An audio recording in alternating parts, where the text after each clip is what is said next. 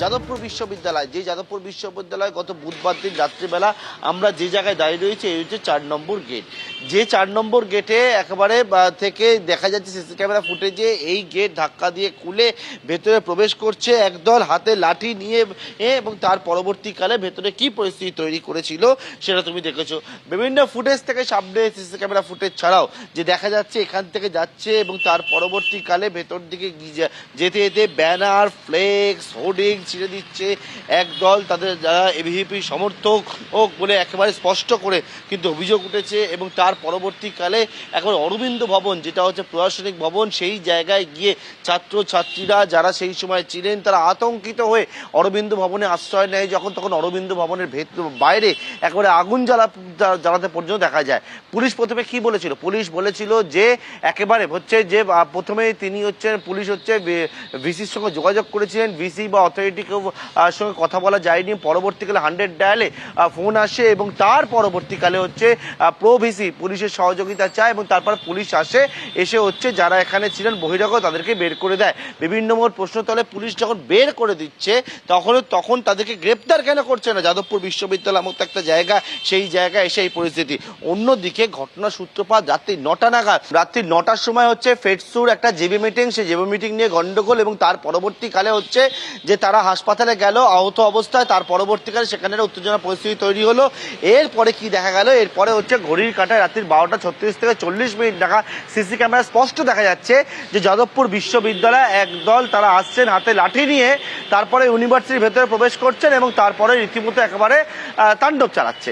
এবং এই জায়গায় যে এতটা সময় চলে গেল, অর্থাৎ রাত্রি 9টা থেকে যদি দেখো যে 12টা 36, পুলিশ বলছে সেই সময় তারা হচ্ছে ভিসির সঙ্গে বা হচ্ছে অথরিটির সঙ্গে কেউ হচ্ছে ফোন ধরেনি। তারপরে রাত্রেবেলা যখন পুলিশকে সহযোগিতা চাওয়া হয়, পুলিশ যায় বহিরাগতদের বের করে দেয়। বিভিন্ন মূল প্রশ্ন তুলছে সেটা হচ্ছে রাত্রি 9টা থেকেই গন্ডগোল সূত্রপাত। রাত্রি 12টা 36 দেখা যাচ্ছে গেট খুলে ঢুকে যাচ্ছে। তাহলে পুলিশ প্রথম অবস্থায় এই যে 4 নম্বর গেট রয়েছে এই গেটেতেই যারা আসছেন হাতে লাঠি নিয়ে তাদেরকে কেন আটকে দিল না, এই প্রশ্নটাই কিন্তু বিভিন্ন মহলে তারা কিন্তু তুলছে। যারা যাদবপুর বিশ্ববিদ্যালয়ের ছাত্রছাত্রী, অধ্যাপক, তারা এই প্রশ্নটা তুলছে। যাদবপুরের এই তাণ্ডবের ঘটনা প্রসঙ্গে গতকাল প্রথম মুখ খোলেন মুখ্যমন্ত্রী শুভেন্দু অধিকারী এবং তিনি বলেন যে যাদবপুরের ভিতরে ও বাইরে জাতীয়তাবাদ প্রতিষ্ঠা করবই, ক্যাম্পাসে বন্দে মাতরম বলতে দেওয়া হয় না, জাতীয় পতাকা তোলে না। গতকাল এভাবেই আক্রমণ শানিয়েছিলেন তিনি।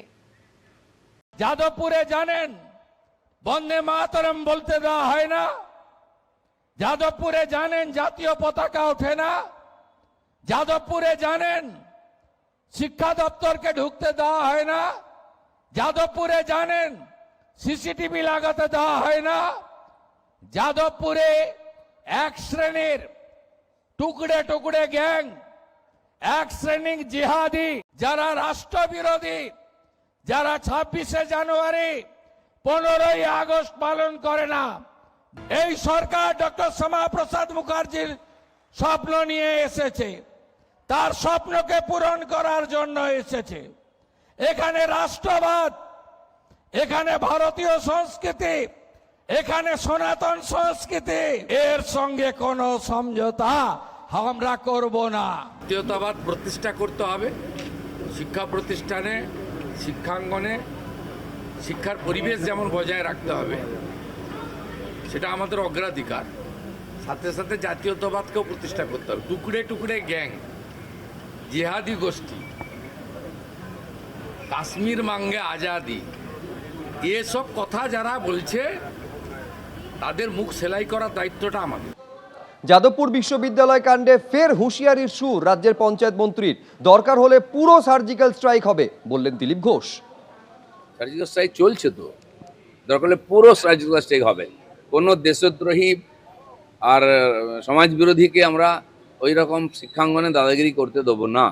তো সংঘর্ষ হবেই যে কোনো পরিবর্তনে। যদি মহাভারতের যুদ্ধ থেকে ভগবান শ্রীকৃষ্ণ পিছিয়ে যেতেন তাহলে ধর্মরাজ্য প্রতিষ্ঠা হতো না। তো ধর্মরাজ্য প্রতিষ্ঠা হবে এখানে।